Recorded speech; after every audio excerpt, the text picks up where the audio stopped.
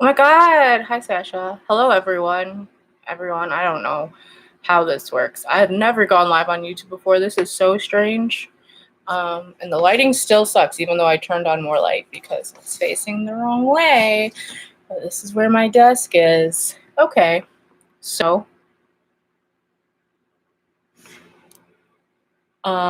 this is the Hunger Games live stream discussion thing. Can y'all hear me okay? Is my fan too loud? Let me know. I've never gone live before. This is very strange. I feel like I should just like wait a second for people to come. Let them come on in. Okay, Sasha confirmed that I'm good. Love to hear it. So, one thing I will say is let's try to, because I saw people saying that this is their first time that they've read The Hunger Games, which is crazy to me because I've like read it so many times. So try to keep, spoilers. I mean, I feel like most people probably know most things just because it's so big and stuff like that. But I'm not going to talk about like any spoilers. So let's try to keep the chat spoiler free, shall we? I mean, we can talk about the Hunger Games, just not the next two books, obviously. Oh, see, someone said it's their first time reading it. Simone, she said she absolutely loved it. I am so glad that she loved it. So this is the copy I read. I annotated it, and it was lots of fun. If you don't know, I've been a super huge Hunger Games fan for years now. It was like my thing. It came out, I read the first book in my junior year of high school, and then it like stuck with me like since then. I specifically remember a story I love to tell is when the movie was about to come out, the like midnight premiere, back when they did midnight premieres still. Now the movies come out at like 7. But when I had that midnight premiere, I was going to it, even though I had school the next day and I was in school that day, but like, who cares? And I had people coming up to me being like, oh my God, I'm so excited for you. It's going to be great. I'm so happy. Like, because everyone just knew I was so excited for the movie and that I was really, yeah. Anyway, whew. So let's start discussing, shall we? I created some discussion points. Not many, because I don't know how to lead a discussion, but yet here I am. Oh, you couldn't put it down. I love that. Yes. Yes, yes, yes. So, a lot of things I've realized when I reread these books is things that I've put in my memory based on the movie and then seeing how that compares to the book and seeing what was different that I didn't realize was different. One thing for me is, again, if y'all know me, y'all know that I love Gale. He is my man's. I'm Team Gale. But I don't hate Peeta. I think people assume that when I'm like, I love Gale Hawthorne so much, I would die for him. They're like, oh, so you hate Peeta? No, I don't hate him.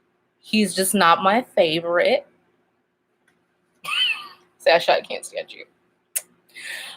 Anyway, something I realized from the movie to the book is that book Peeta is so much better than movie Peeta. Like, I feel like for the movies, they just turned him into this very shy, like innocent, like super sweet guy. Whereas in the book, he was like sarcastic and funny and just had more of a backbone. And it's one of the reasons why I say book Peeta is a Slytherin and movie Peeta is a Hufflepuff. I feel like that I know a lot of people will not agree with that, but I think he's just has a mind that knows how to manipulate people, and that's a trait of a Slytherin. It's not necessarily a bad thing, but it's a trait. Gryffindor for movie Peeta. That's an interesting thought. Oh, book. I think he's more manipulative than that to be a Gryffindor because he thinks before he acts. Where like Gryffindors are like, I'm just gonna do it. Like, Katniss is a Gryffindor. She doesn't think before she acts. Like, when she shoots the arrow, she's not thinking. But as a Slytherin, Peeta's like thinking, and he's like making moves. Ooh, someone said they haven't watched the movie yet, which, by the way, we are watching the movie tomorrow night. I'm like gonna be on Twitter talking about it, so if y'all want to join, it's gonna be at 8 Central, so like an hour from now. Yeah.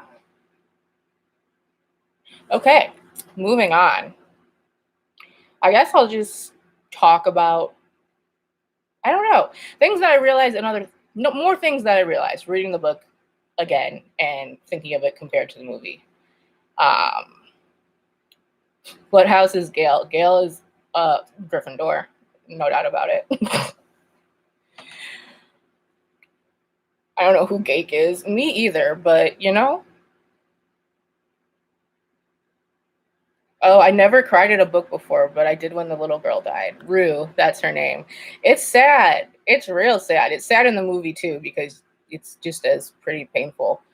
But yeah, it is. It's a sad. I feel like I've gotten numb to it at this point because of how many times I've read the book. But like, it's still sad.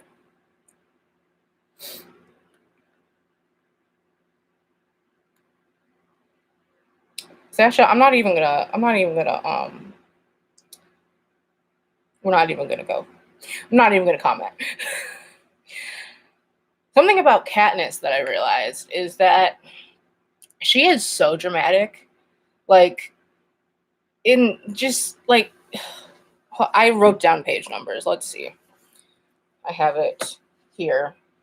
There's just one line that gets me every time. It's, I think it's after, yeah, it's after she shoots the arrow and then she gets all sad about it because she's like, oh shit, what's going to happen now? But they're eating dinner and she says, I avoid looking at anyone as I take tiny spoonfuls of fish soup. The saltiness reminds me of my tears. I'm just like, girl, did I just read a Tumblr post from 2011?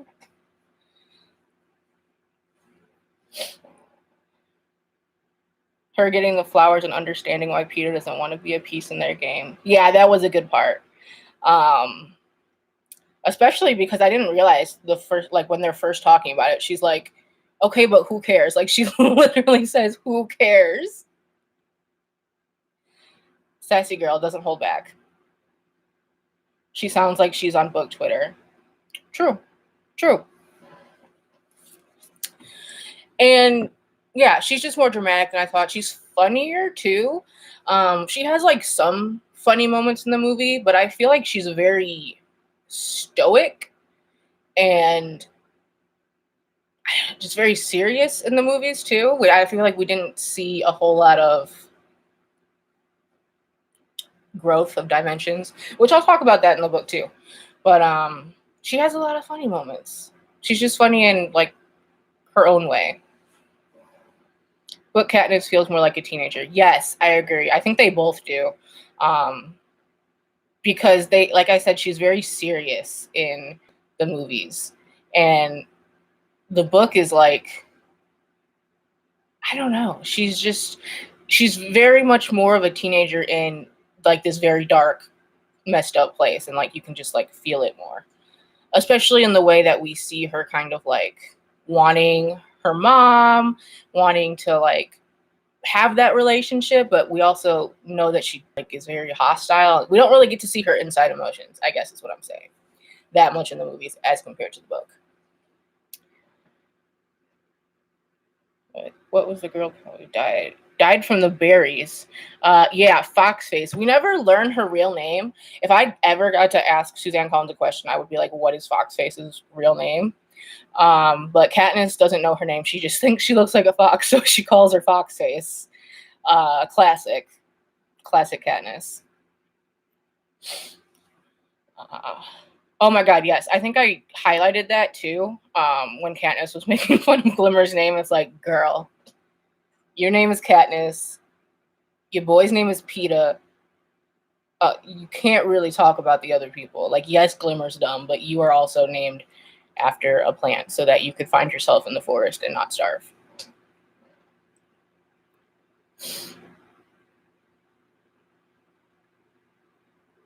I felt like she needed more time in a background. We didn't know much about her. Are you talking about Katniss? Because I could agree with that too. That's something I wanted to point out as well, is the writing of this book, The Hunger Games. I don't know if it's because it's so special to me and it's because something that is just so locked in my memory and my mind that it feels different reading it. Oh, she said Foxface. I agree with that too. I think I actually have a sticky tab in here that says, where's our Foxface novella? Because she was so like smart. And I remember one time there was this, y'all probably weren't this deep into this series, but there was this podcast. It was called Hunger Games Fireside Podcast, I think it was called. And at one point they were talking about crackpot theories, which I have a crackpot theory. We'll get to that later. Where they said, what if Foxface purposely ate the berries? Because she is so smart, and like, why wouldn't she know what they knew? Why didn't she know what they were? And I had kind of agreed with that, but then when I read it, I kind of understood, because Katniss mentioned it wasn't in like the training book, or no, like the game that they play during training. And it wasn't in there, so she wouldn't have seen it there. And then maybe it's something just not in her district. But I don't know. Either could be true. But going back to the writing style of this book, I feel like it's just very to the point and straightforward. It feels different from most young adult books. There's not a lot of like flowery kind of stuff. There's not a lot of, I don't know, it just feels different in a way that I can't explain. But like I said, I don't know if that's me seeing it through a specific lens, or if it's just the way that it is. Like, it's just very to the point. Also in the training, she has matched the plan. It was the beginning of darker YA. That's for sure. I just feel like the tone is different, not even in a darker sense, just in the writing just feels different. Like, I don't know, maybe it could very much just be me. Like I said, I definitely have, like, as they say, like rose-colored glasses, but like I don't even think it's rose-colored. It's just like obsessed colored. This could just be me, but I really struggled to visualize the fire scene where she's getting chased by the fire. I think the movie will help you with that, because obviously that's a part of it. So yeah, if you're going to watch the movie, I think that will help, because I kind of picture the movie when I read that scene. I don't know what I did before, because I did read the book before I saw the movie. I don't know how I pictured it, but yeah. Primrose colored glasses. Too soon. All I could think about was Pitbull singing in the back.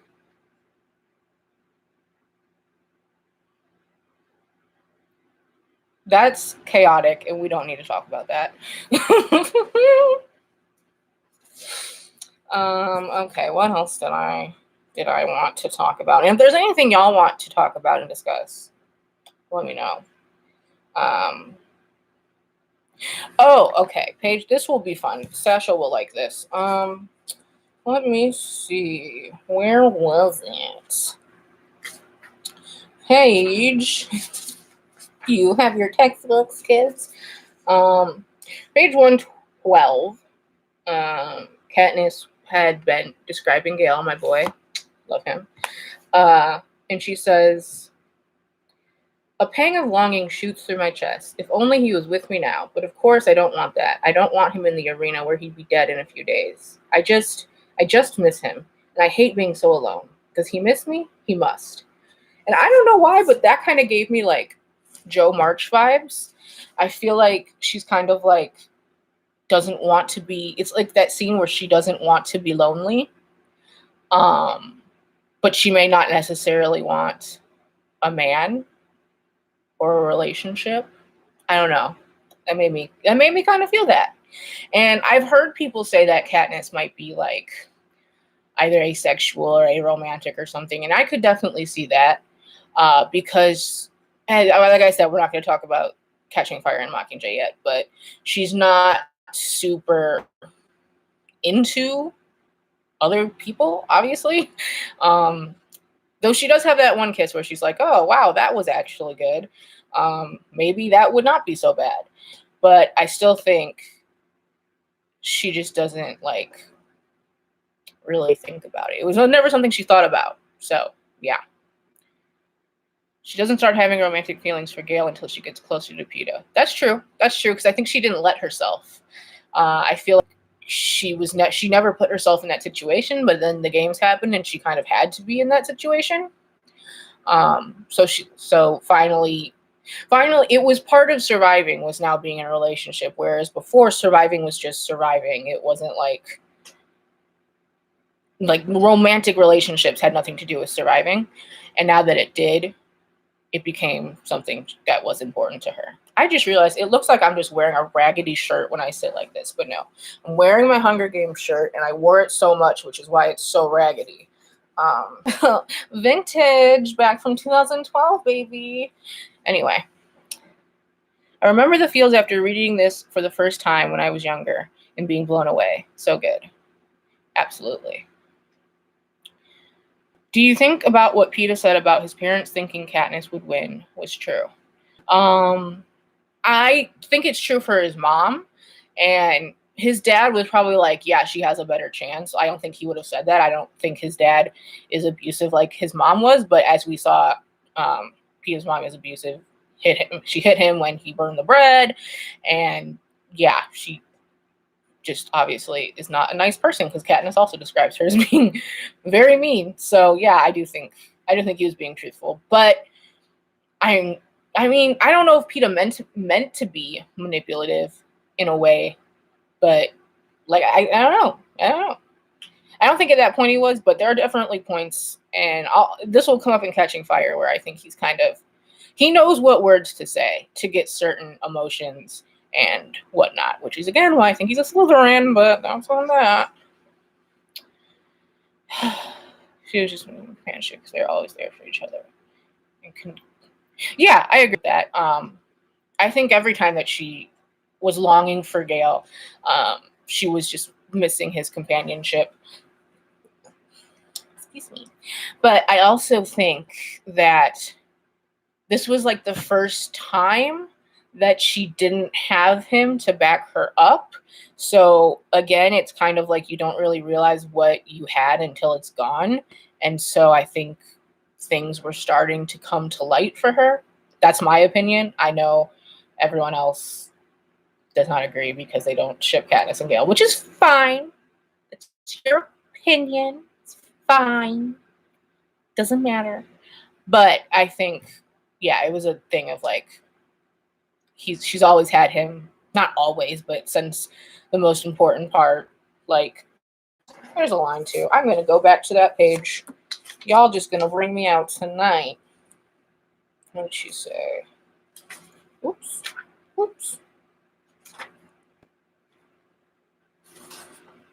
Let's see.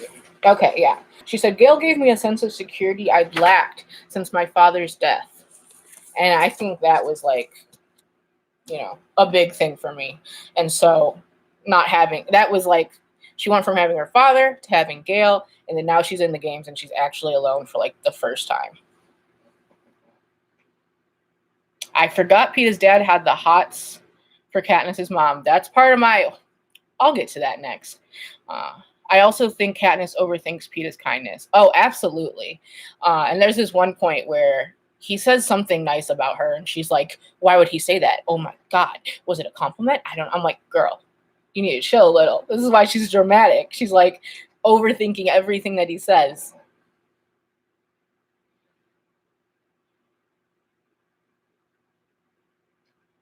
Okay, so going to Peeta's dad had the hots for Katniss's mom. This is my crackpot theory.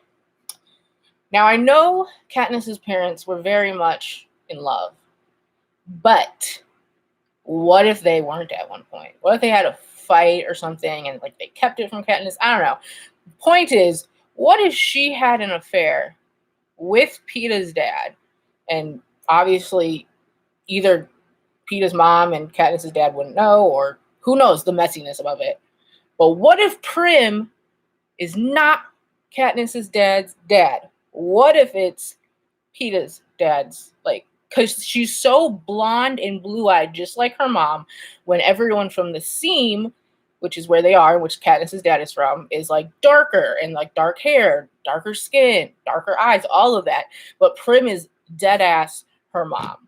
Didn't get any of her dad's traits. But the Baker is just like Katniss's mom. And like, hold on, let me get my talking points out, because I put down all the pages where I had this theory. Yeah, the first part where it says, that's why my mother and Prim, with their light hair and blue eyes, always look out of place. Thoughts. And then going to page 37, she's talking about when Peeta's dad came to visit her after the reaping, and she says, But we do know each other a bit, and he knows Prim even better. When she sells her goat cheeses at the Hob, she puts 2 of them aside for him, and he gives her a generous amount of bread in return. Sounds like something a father would do for his daughter, huh? Then we have page 84 here. I sound crazy, but you know. Peeta and Katniss are talking. He says, Peeta raises eyebrows as if this is news, because she told him that his father brought her cookies, which she threw away. And I put like my tab for hate on that, because who's gonna just throw away some good cookies? Come on, Katniss. Says, but after watching him lie so smoothly, I don't give this much weight. Really? Well, he likes you and your sister. I think he wishes he had a daughter instead of a house full of boys. Maybe it's because he does have a daughter. And then I think the last page I marked is over here, page 300, and that's just when he talks about his father pointing her out when she was a little girl. He says, my father pointed you out when we were waiting to line up. Your father? Why?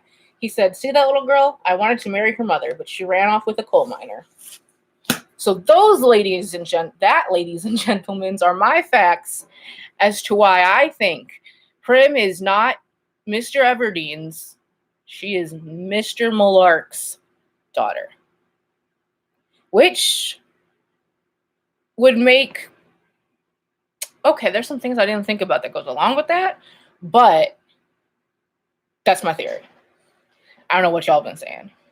That's a little too Cassandra Clare for me. Maybe. That made me so mad. Especially since she goes on and on about food waste and being starving, and then goes ahead and throws out perfectly good cookies.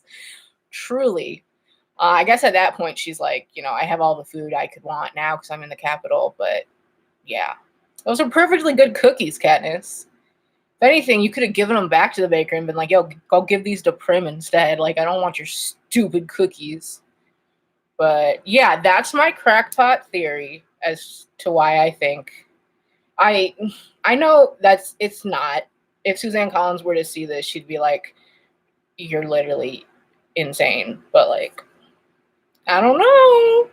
The evidence is there. I have the citations. That's all I'm gonna say. That's all I'm gonna say about that. What else? Okay. You had the facts to back it up. I sure did. I put a sticky tab on them. I said this. It'd be a lot of drama for no reason, but I mean, the hints are there. It happened, but Suzanne Collins just didn't feel it was necessary to mention. You know, there were some other things going on. So, what else do I have here to say? Or she could have gave it to someone who was hungry. That's true. But she didn't pass anyone, I don't think, at that point, because she was already, like, in seclusion. But yes, the cookie thing was stupid. We all agree. bring out the, I don't know how that sounded to y'all. I'm sorry. Bring out the dancing lobsters, as the court would say in the Amanda Show. So the one other thing I have to talk about that might be controversial to some people is the scene where it's the interview scene and Peta's like, oh my God, I love this girl from home, but she doesn't know me. And she's like, well, why? Because she came with me. And oh, we are shocked. And then, Katniss gets upset about it. I hate that scene so much because I just don't like how Katniss is treated during that scene. And I know some people would argue that they don't like that how Peeta was treated during that scene, how she lashed out at him. But here's my thing. They didn't tell her and they didn't include her and they just made her feel bad, which I mean, I wouldn't like that either if someone just brought something up like that just to I know it was for the better or whatever, but I feel like her anger isn't irrational, even though she is dramatic, yes, but I don't think it's irrational for her to be upset. And then when she is upset, they're all like Haymitch says right here, you are a fool, he says in disgust. Do you think he could hurt you? The boy just gave you something you could never achieve on your own. I just feel like that is so manipulative and just I hate that scene. I hate it so much. And then in the next page she says, I'm embarrassed about my reaction. But she shouldn't be embarrassed about her reaction because it was very manipulative, People are like, oh, he did it to help you, but she didn't ask for him to help her. In fact, he was like, I want to train alone. And so she's like, okay, we're separating. And then at the end of the book, when he's kind of upset finding out that everything was fake, he was again upset, which was also very emotionally manipulative. The Slytherin coming out again. But it's something that he brought up that he did. So I didn't really get that. I really didn't get. I don't like that scene. I don't like how Peeta reacts to her having faked the whole thing because that's literally what it was. She didn't know it was real. No one said, "Hey, this is real, Katniss, and you shouldn't do this." She saved them, first of all. He would have been dead, DEAD. And you could admit that Katniss might have been DEAD too, because Peeta did help her. But I just didn't like that. I didn't like it. I don't like it. I don't like how manipulative it is, and I don't think anyone ever really talks about how manipulative it is. She should have been more mad at Haymitch. I can agree with that. Haymitch is a character who I love him, but I hate him at the same time because I think it's very. He's very. I don't know. I don't love. I think we'll get more into that in Catching Fire too. But he can be an asshole, and I think he can be very emotionally manipulative and all that fun stuff. They shouldn't have put her on the spot like that. Exactly. I think it's his Hufflepuff thinking Katniss truly had feelings. I don't think he was consciously manipulating. I don't think he was consciously manipulating either. But I don't see how he wouldn't know that it wasn't her going along with this whole thing when it's what him and Haymitch had come up with. They decided to do the whole star-crossed lovers thing, and she goes along with it, and he's just, is he really that oblivious is what I guess I'm hinting at here, because I thought it has to be fairly obvious that this girl isn't going to suddenly start falling in love with you like that. Especially when because he claims he knows Katniss so well, he loves her, he's been paying attention to her. But wouldn't you know that she isn't that kind of person to suddenly fall in love? I don't know. He's a dreamer. Yeah, I guess so. The note in the arena. Was there an actual note in the arena, or was it Katniss just guessing? I know in the movie there's a note, but Katniss is just like, oh, Haymitch wants me to do this. Haymitch wants me to do that. And he was mad that she understood that and he didn't. But, like, it's not like she could lean over and be like, hey, Haymitch wants us to do this.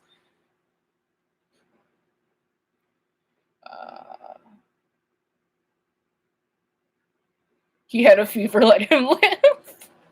Katniss did let him live. You know, she almost died to let him live. So perhaps he should put a little respect on her name. That's all I'm saying. That's all I'm saying. And this, again, will become more of a thing in Catching Fire. It'll be more talked about. She was whispering to Rue. Why couldn't she whisper to Peeta?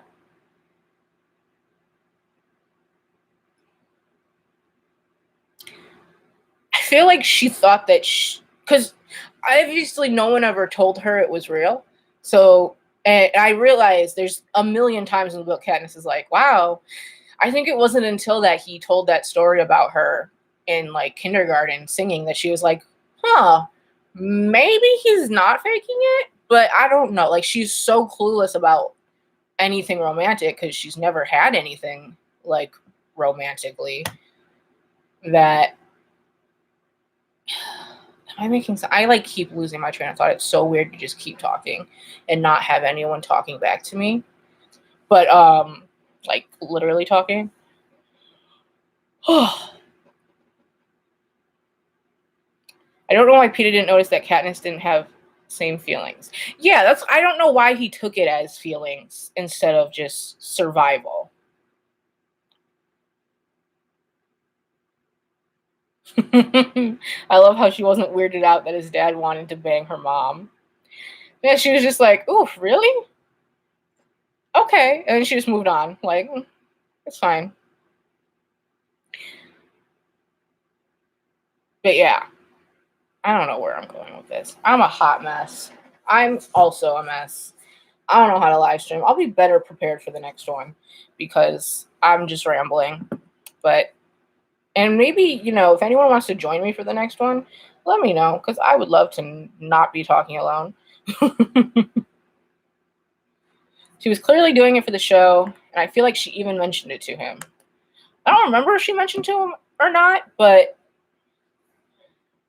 yeah, I mean, Peeta mentioned it at once when she first finds him, and he says, "Remember, we're madly in love, so you can kiss me anytime."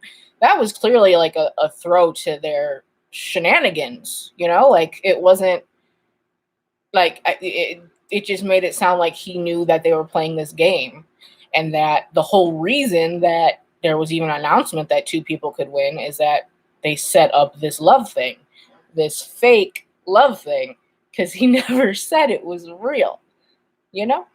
I don't know. Moving on from that, though, I could perhaps, oh my God, Sasha, yes, absolutely. I feel like there was slight digs to be like, remember, it's a game. Yeah, and like, I don't know. I just feel like if she had emotions for him, she would have expressed that sooner than if she had real emotions for him. And he didn't get that, I guess. You could say he's a happily oblivious. It was his fever, as Sasha wants to blame it on. But yeah. Yes. Is there anything else that anyone wanted to talk about in specific? Any scene that you liked? Any scene that you didn't like? Anything that surprised you? Any characters that you like or don't like? Or, you know, I love Gale. Did I say that already? I love him so much. And I just think it's so funny. It's just so interesting how he's barely in this book because she gets reaped and then it's off to the Capitol and he's not there. But he's mentioned so much just because Katniss is always thinking about him. And I'm just like, the excellence. Prim is annoying, hot take. You're not wrong, but I feel like I give her a pass just because Katniss loves her. I'm like, okay, she's a little annoying, but it's fine because Katniss loves her. It's the only person Katniss truly loves is Prim. Um, Sasha, I saw your tweet about the quack, and you're like, she is 12 years old and quacking, and I was just like, I didn't think about that until now, and I didn't need to think about it.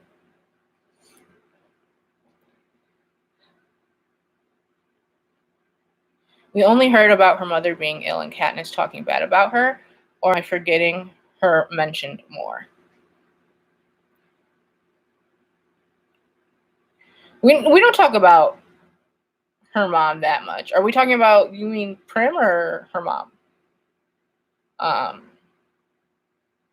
don't know. Rue is superior and their mirrors, so like grow up for me. Listen, they are, but think that's the point too. Katniss made sure that Prim didn't have to have the kind of life that Rue has, where Rue has been working, and we find out is this a spoil? No. We learned this in the book that Rue has like a bunch of younger brothers and sisters, so she like is the oldest. And what am I saying?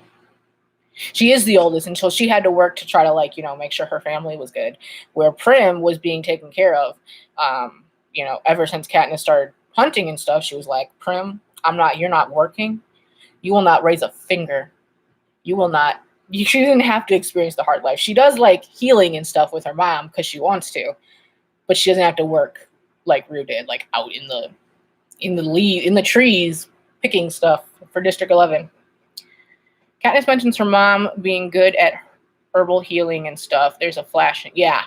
That's basically what we know about her mom, is that she had when her dad died, she obviously had very serious depression.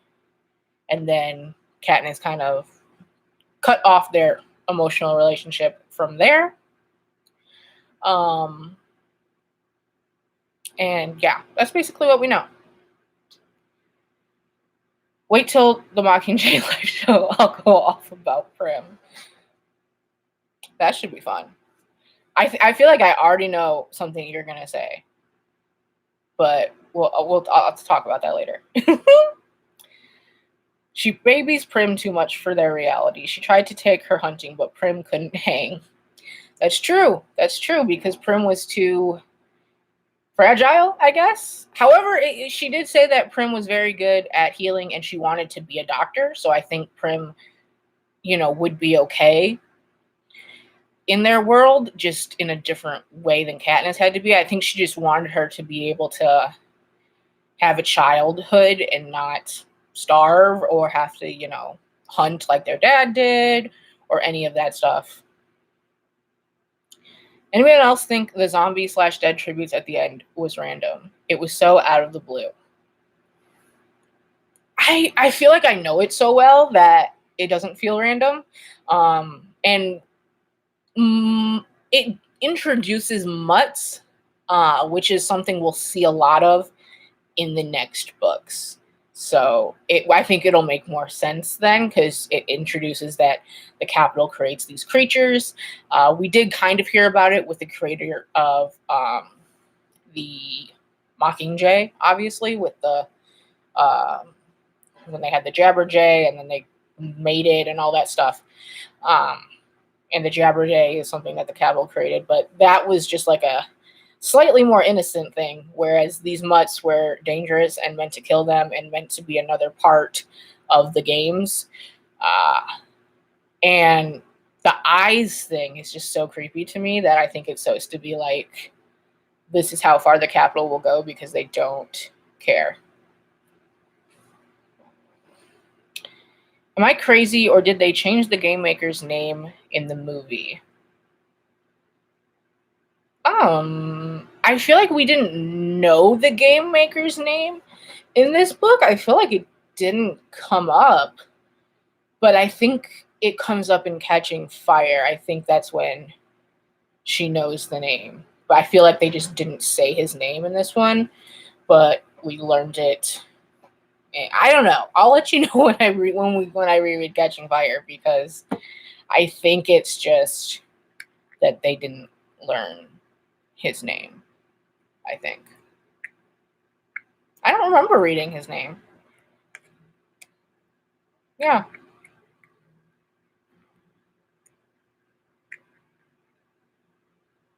Oh, okay. I see what you're saying. No, Sasha, the guy that does the announcements, that was just the game maker. Yeah.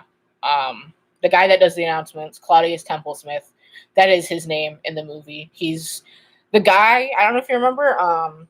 He kind of sits with Stanley Tucci's character, Caesar Flickerman, and they kind of go off of each other at one point during the movie. You'll see if you watch the movie. Yeah. Yeah, I can't remember there being names for them. Yeah, in the movie, we're told the head game maker's name is Seneca Crane, and I think we learn his name in Catching Fire, but he has much more of a role in the movie because there are a couple scenes that we go out of Katniss's perspective, whereas the book is strictly her POV. We do see a couple different POVs in the movie. Not much, just a couple scenes here and there to kind of expand on the world.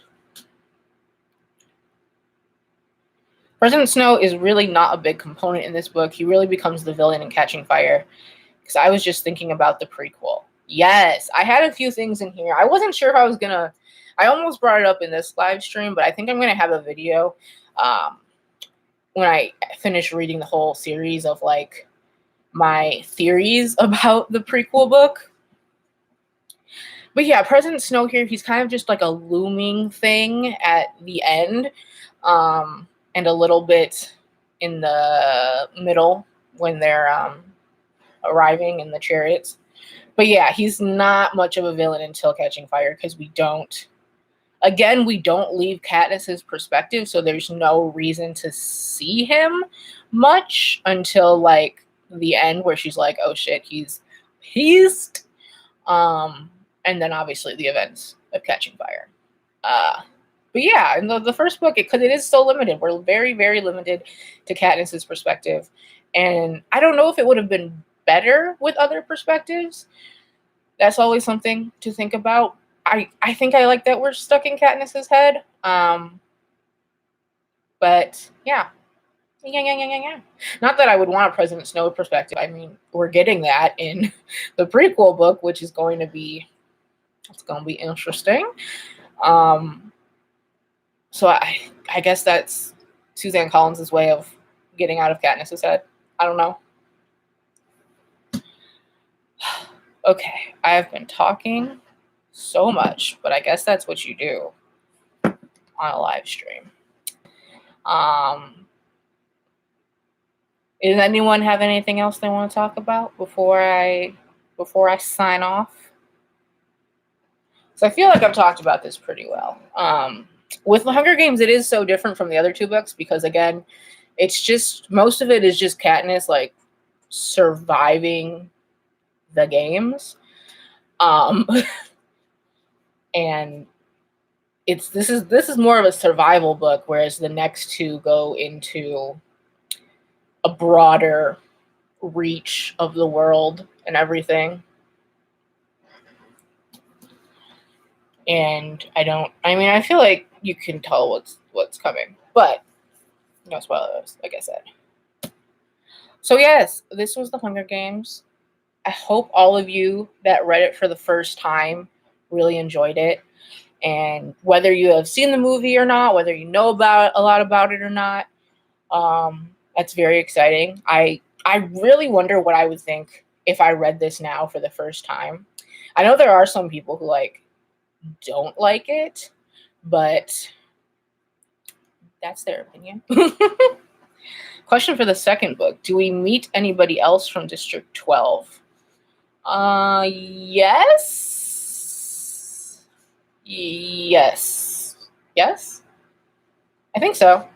Not many, but we learn more about the people of District 12. We get more Gale. I love to see it. And something I'm excited to talk about is actually Madge. I know you're probably like, who? She was the girl who gave Katniss her pin, the Mockingjay pin. We get to know a little more about her. Not much. I don't know why I know why I'm bringing this up, but a lot of people, if you've only seen the movie, you don't know who Madge is because they don't have her in the movies. And there's something there. I'm just saying, if Gale couldn't be with Katniss, Madge was right there, and we will get more on that in Catching Fire. So, thank y'all for coming to this really messy live show. The live show for Catching Fire. Let me bring up March on the calendar. Who's excited for March? I am, because Animal Crossings. Oh my god! I always say crossings. It's just crossing. Okay, the live show for Catching Fire will be on Saturday, March 28th. Same time, 7 p.m. Central. I think that seems to be a solid time, maybe. I don't know. I'm actually sad I hadn't read it before now. I really enjoyed it. Gracias for your buddy reading services. Oh my god, see, so many people haven't read it. It's crazy.